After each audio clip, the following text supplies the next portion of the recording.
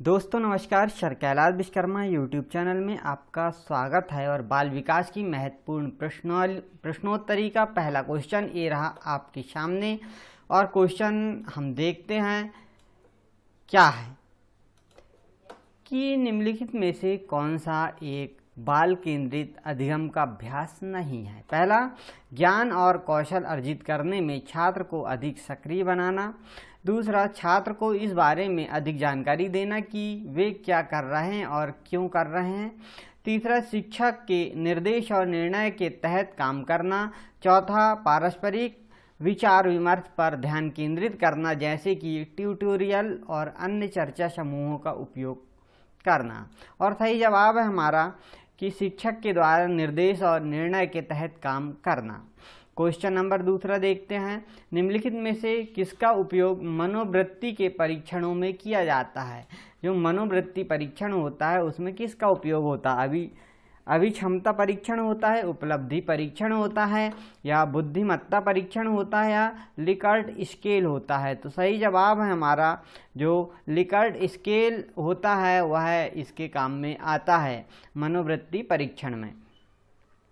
Question number तीसरा देखते हैं कि सभी शिक्षा के क्षेत्र में बहुसांस्कृतिक जागरूकता में उसके खालिस्तान के संदर्भ में छात्रों में मतभेद की समझ और सराहना शामिल है। पहला, कौशल और क्षमताएं।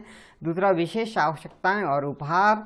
तीसरा, सामाजिक आर्थिक स्थिति और धार्मिक पृष्ठभूमि। चौथा, व्यवहार और स्वभाव। और इसका सही जवाब है हमारा, आप देखिए यहाँ पर क्या है सही जवाब इसका कि सामाजिक आर्थिक स्थिति और धार्मिक पृष्ठभूमि।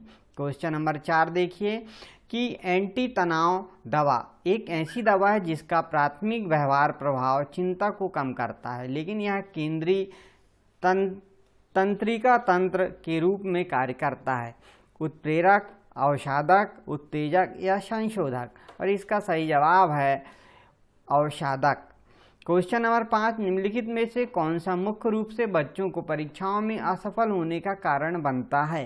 कक्षा का परिवेश, शारीरिक शक्ति, परीक्षा का डर और परीक्षा के दौरान धैर्य की कमी। और सही जवाब है परीक्षा का डर जो है वो बच्चों की परीक्षाओं में असफल होने का कारण बनता है, मुख्य कारण। करके सीखना तब होता है जब अधिगम निम्न होता है। क्वेश्चन नंबर 6 है, learning by doing is when learning is, अर्थात शिक्षक केंद्रित है, प्रासंगिक और व्यवहारिक है, निष्क्रिय और सैद्धांतिक है, और रटना या शिक्षाप्रद है। और सही जवाब है हमारा प्रासंगिक और व्यवहारिक है। क्वेश्चन नंबर 7, निम्नलिखित में से कौन कंप्यूटर के कामकाज के लिए मानवीय अनुभूति की तुलना करता है। कौन सा काम है कंप्यूटर की अनुभूति। तंत्रिका प्रक्रम, नेटवर्क मानचित्रण, सूचना प्रक्रम और मन मानचित्रण। और सही जवाब है सूचना प्रक्रम यानी इंफॉर्मेशन प्रोसेसिंग। क्वेश्चन नंबर 8, जो बच्चे सामान्य बच्चों से काफ़ी हटके होते हैं उन्हें इस रूप में जाना जाता है। यहाँ बोला है कि जो सामान्य बच्चों से हटकर होते हैं इनकी बात की जा रही है, तो उन्हें क्या कहते हैं हम। स्वपरायण बच्चे, असामान्य बच्चे, बुद्धिमान बच्चे या असाधारण बच्चे। और सही जवाब है उन्हें हम असाधारण बच्चे कहते हैं। क्वेश्चन नंबर 9, व्यक्तियों को खालिस्तान उत्पन्न भिन्नता को लिंग यानी जेंडर संदर्भित करता है। शैक्षिक रूप से, भावनात्मक रूप से, जैविक रूप से, सामाजिक रूप से। और सही जवाब है सामाजिक रूप से। क्वेश्चन नंबर 10, खालिस्तान वे मनोवैज्ञानिक थे जिन्होंने प्रश्न त्रुटि अधिगम के प्रयोगों को संचालित किया था। उन्होंने साफ कहा यहाँ पे कि प्रश्न और त्रुटि का सिद्धांत किसने संचालित किया था। थॉर्नडाइक, कोहलर, स्किनर और पावलो। और सही जवाब है हमारा थॉर्नडाइक। क्वेश्चन नंबर 11, तर्क संगत चिंतन शब्द निम्न में से संबंधित है। व्यक्तित्व, मनोवृत्ति, बुद्धि, प्रेरणा। और सही जवाब है हमारा बुद्धि से तर्क संगत चिंतन होता है। क्वेश्चन नंबर 12, औपचारिक वातावरण में होने वाले अधिगम का खालिस्तान द्वारा अध्ययन किया जाता है।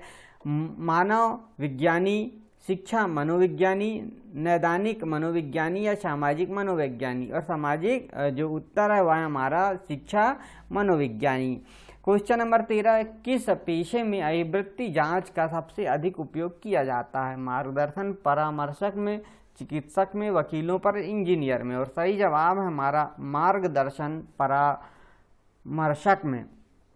क्वेश्चन नंबर 12 की बात करेंगे कि निम्नलिखित में से प्रेरणा का कौन सा सिद्धांत जैविक पहलुओं और आवश्यकताओं पर किसी भी प्रकार से ध्यान केंद्रित नहीं करता। ड्राइव सिद्धांत पर, आवश्यकताओं के सिद्धांत का पदानुक्रम पर, प्रत्यक्षता को सिद्धांत की आवश्यकता होती है, वृत्ति सिद्धांत। और सही जवाब है प्रत्यक्षता को सिद्धांत की आवश्यकता होती है। क्वेश्चन नंबर 15 निम्नलिखित में से किसे अधिगम का एक संज्ञानात्मक रूप नहीं माना जाता। प्रत्याधिकृत अनुबंधन, दूसरा अव्यक्त अधिगम, तीसरा विश्लेषणात्मक अधिगम, चौथा शास्त्रीय अनुबंधन। और सही जवाब हमारा शास्त्रीय जो अनुबंधन है, क्लासिकल कंडीशनिंग जिसे हम कहते हैं, वह है अधिगम का एक संज्ञानात्मक रूप नहीं माना जाता। क्वेश्चन नंबर 16 निम्नलिखित में से किस सिद्धांत का उपयोग छात्रों के विषय के बारे में उत्सुक बनाने के लिए किया जा सकता है। पहले से पता, दूसरा जानने की इच्छा, तीसरा जानने की इच्छा न होना, चौथा पता न होना। और सही जवाब है पता न होना। क्वेश्चन नंबर 17 निम्नलिखित में से कौन सा कथन रचनावादी कक्षा के संबंध में सत्य है।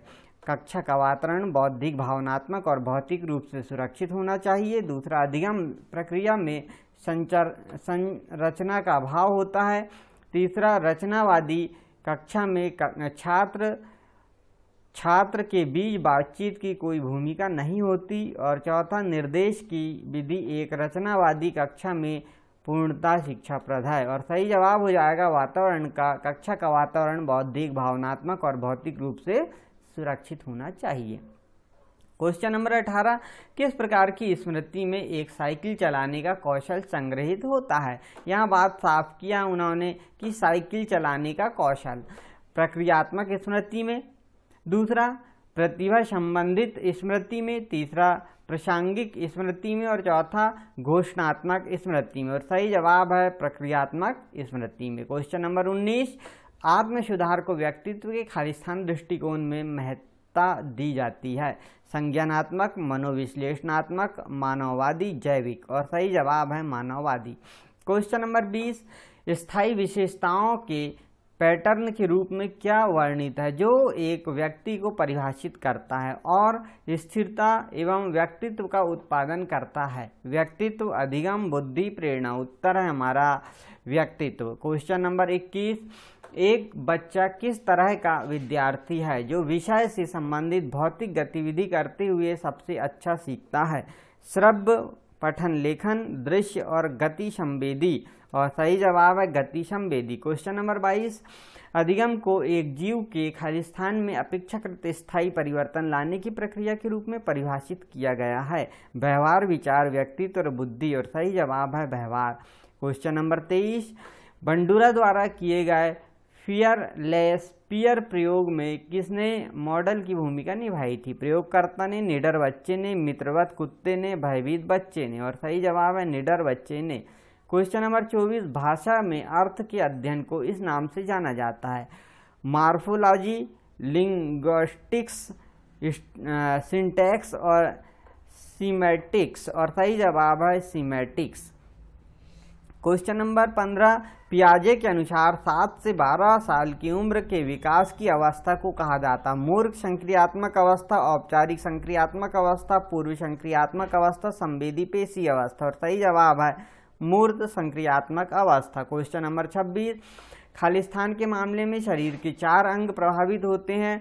ट्राइप्लेगिया, बाइप्लेगिया, क्वाड्रिप्लेगिया या हेमीप्लेगिया। और सही जवाब है हमारा क्वाड्रिप्लेगिया। क्वेश्चन नंबर 27 किसी के व्यक्तित्व के विकास से खालिस्तान की सहायता होती है। पहला परिपक्वता की प्रक्रिया को तेज करने, दूसरा शरीर का कद बढ़ाने, तीसरा सामाजिक स्थितियों से निपटने, चौथा जन्मजात विकारों पर काबू पाने। और सही जवाब है सामाजिक परिस्थितियों से निपटने। क्वेश्चन नंबर 28 थॉर्नडाइक के सिद्धांत के अनुसार उत्तेजना प्रतिक्रिया युग्मों की आवृत्ति निम्न का गठन निर्धारित करता है। प्रबलन, आदत, दंड या अनुबंध। और उत्तर है हमारा आदत। क्वेश्चन नंबर 29, निम्नलिखित में से कौन रचनात्मक चिंतन का उदाहरण है? तर्क करना, समय प्रबंधन, सक्रिय श्रवण और पूछताछ। और सही जवाब है पूछताछ। क्वेश्चन नंबर 30 की बात करेंगे हम कि भाषा निम्नलिखित में से किस प्रकार की विषय वस्तु है? श्रवण, रूढ़िवादी, दृश्य और सांकेतिक। और सही जवाब है हमारा सांकेतिक। दोस्तों, यह 30 प्रश्नों की महत्वपूर्ण श्रृंखला है और आज हमने 30 प्रश्न आपको करवाए हैं। यदि आप पहली बार हमारे चैनल पर आए तो सब्सक्राइब जरूर करें।